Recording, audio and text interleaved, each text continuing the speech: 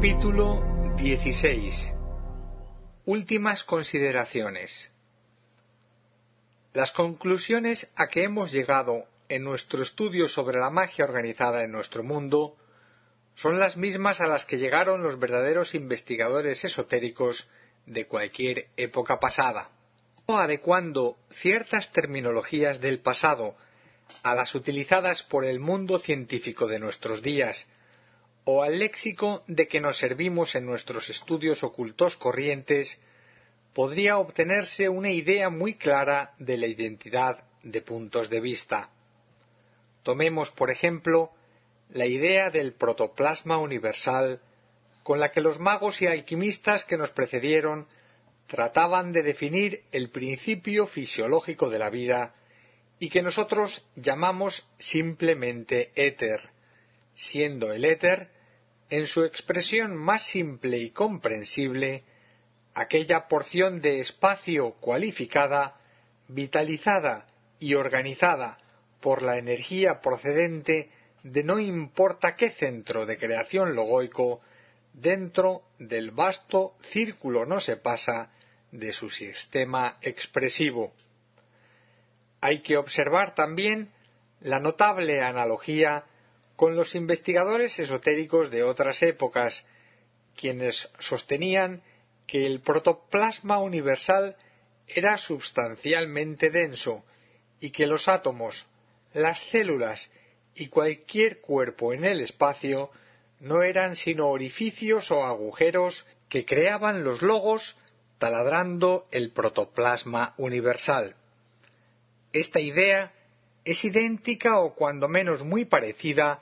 a la expuesta en muchos tratados esotéricos de nuestros días, cuando al hablar del proceso de creación o de construcción de universos, afirman que los logos cavan hoyos o llenan de agujeros el éter o gran coilón, el protoplasma universal. Estamos también totalmente de acuerdo con las ideas expuestas por los investigadores ocultos del pasado, en el sentido de que el protoplasma universal o éter es de naturaleza eterna y que una vez que los logos hayan alcanzado el punto culminante de su evolución, el universo que crearon entra, como en el caso de todos los cuerpos carentes de vida, en una fase natural de desintegración, y que invirtiendo el proceso creador vuelven a rellenar los hoyos cavados por los logos, y entonces el éter o el protoplasma universal vuelve a su primitivo estado o naturaleza virginal, que es el espacio puro. Esta idea puede aplicarse enteramente al término Gran Pralaya, con el cual intentamos representar nuestra comprensión oculta del gran coilón, revertido a su naturaleza virginal o morada de paz de los dioses, una idea que aplicamos por analogía al Devachan o cielo de las almas humanas. La idea mística de regeneración de la substancia, muy utilizada por los alquimistas del pasado, que fabricaban oro del plomo o de otros metales inferiores en la escala de los elementos químicos, tiene el mismo significado que el que utilizamos nosotros cuando hacemos referencia a la redención de la materia, partiendo siempre de la base de que el proceso de redención o de regeneración material o substancial es un efecto natural y espontáneo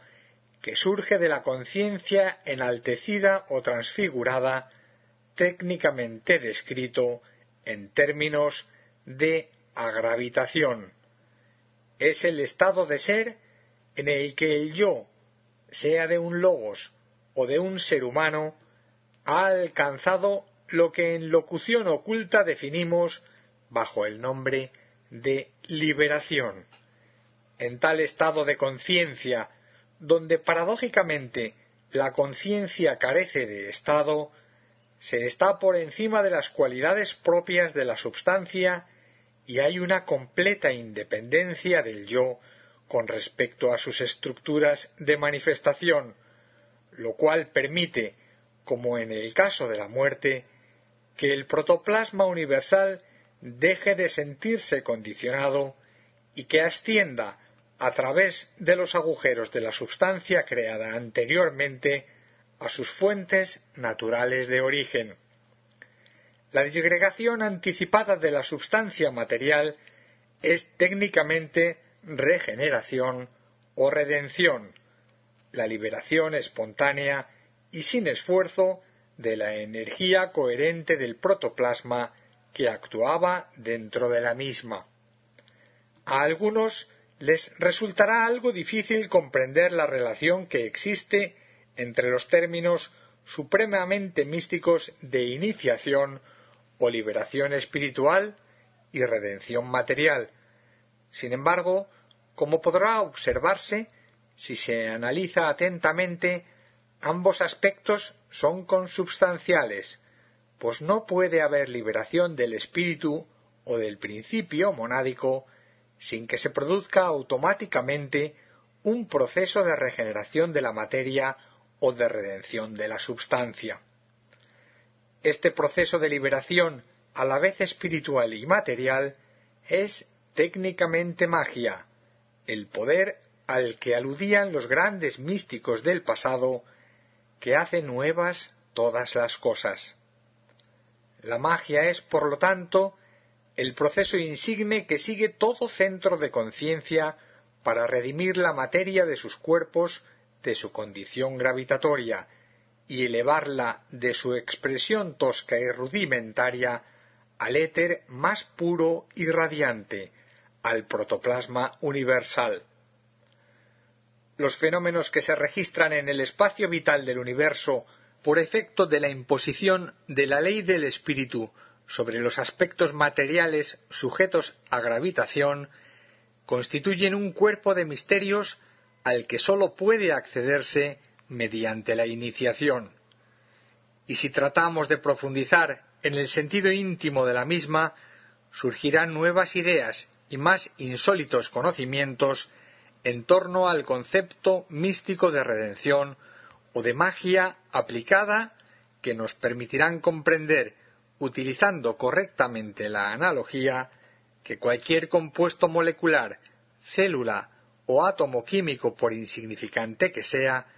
es un microscópico universo que se comporta idénticamente a como lo hacen los sistemas solares y cósmicos de la más elevada trascendencia,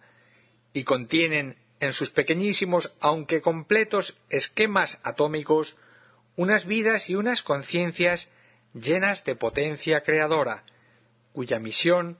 es reflejar a través de sus minúsculos cuerpos de expresión la ley infinita de redención de la materia, realizando con ello una función análoga a la desarrollada en su indescriptible grandeza por los logos creadores de cualquier tipo de universo. Hay así, naturalmente, un proceso de magia organizada que arranca fundamentalmente del Señor de un sistema cósmico, solar o planetario, y se refleja con toda exactitud en cualquier porción de substancia material, por ínfima que sea, condicionada por los fuegos internos que se agitan dentro de la misma. Podríamos decir, pues, que dentro de la estructura molecular de cualquier cuerpo celeste se está realizando constantemente un proceso mágico de redención que va de la simple actividad débica, definida ocultamente como desubstanciación del éter, a la de la redención de la substancia, determinada por el espíritu de vida a través de un centro creador, un proceso ambivalente que se extiende desde los límites fijados por la ley de gravitación que condensa el karma del universo hasta el principio de ingravidez, mediante el cual todo compuesto sólido o material se convierte en substancia etérica y retorna libremente a su propia esencia de vida, el protoplasma universal. Por lo tanto, la magia no es sino una expresión científica tanto más comprensible cuanto más elevada sea la perfección del observador, discípulo, mago o vidente. Así pues, la magia fue practicada siempre y cuanto en el pasado el vulgo designó como milagros o efectos sobrenaturales, no era sino la aplicación consciente de ciertos elevados conocimientos científicos con repercusión en los mundos invisibles, etéricos y psíquicos. La magia tiene un origen cósmico y se pierde por ello en la noche de los tiempos, y desde que la humanidad inició su proceso evolutivo en este planeta, hubo siempre hombres inteligentes, de mente clara y perfectamente organizada, que practicaron la magia como un sistema natural de adaptación a la vida. De ahí que la sabiduría de los Vedas, los misterios del cristianismo y los códigos inherentes a las leyes del Manú se expresaron siempre en términos de magia organizada, y los portentosos poderes psíquicos de que dispuso Moisés, el legislador judío, no eran sino aplicaciones conscientes de los conocimientos mágicos que había entresacado de los arcanos de la sabiduría egipcia, persa y caldea, que fueron la cuna espiritual de los grandes magos y videntes del mundo antiguo. La magia, una vez reconocida y desarrollada como una ley natural de la existencia, confiere además el sagrado don de la arquitectura cósmica, mediante la cual cada cosa ocupa su lugar en el proceso supremamente místico de la creación. Es el don de la divinidad, como supremo arquitecto del universo, que han de adquirir los grandes discípulos e iniciados para completar su perfección planetaria. Una de las maneras más sencillas de exponer el principio de la magia organizada, aunque quizás la más difícil de ser realizada, es la de saber situarse psicológicamente en el centro de cualquier cuestión. Este es el don inapreciable de la oportunidad al que Sócrates, el gran filósofo, definió como la más elevada forma de inteligencia al alcance del hombre. Cuando un hombre ha logrado adquirir el don psicológico de la oportunidad, encaja perfectamente entonces en el ambiente social que le corresponde y desde donde debe desarrollar su actividad creadora, su verdadera y correcta labor social de engarce con los valores cósmicos. Un ejemplo de esta sabia ley de situación cósmica lo tenemos en las pirámides egipcias, dentro de la cual la geometría, la astronomía y el orden matemático se complementan perfectamente para crear unas arquitecturas reflejadas de lo cósmico, sólidamente establecidas sobre los cimientos de la magia organizada, unas solemnes estructuras geométricas más elocuentes de la sabiduría divina que gigantescas tumbas faraónicas. Madame Blavatsky, que fue una excepcional ocultista y una portentosa maga, atribuía a los sacerdotes egipcios, a los astrónomos, a los arquitectos y a los matemáticos que diseñaron las pirámides ciertas sorprendentes facultades mágicas. Ellos conocían evidentemente la ciencia suprema de la invocación de las fuerzas sutiles de la naturaleza y controlaban perfectamente el protoplasma universal, con sólidos conocimientos de las leyes de la proporción cósmica y sagradas medidas áureas o solares que los grandes devas transmitieron en lejanas épocas a los hijos de los hombres. Para dar fin a estas últimas consideraciones,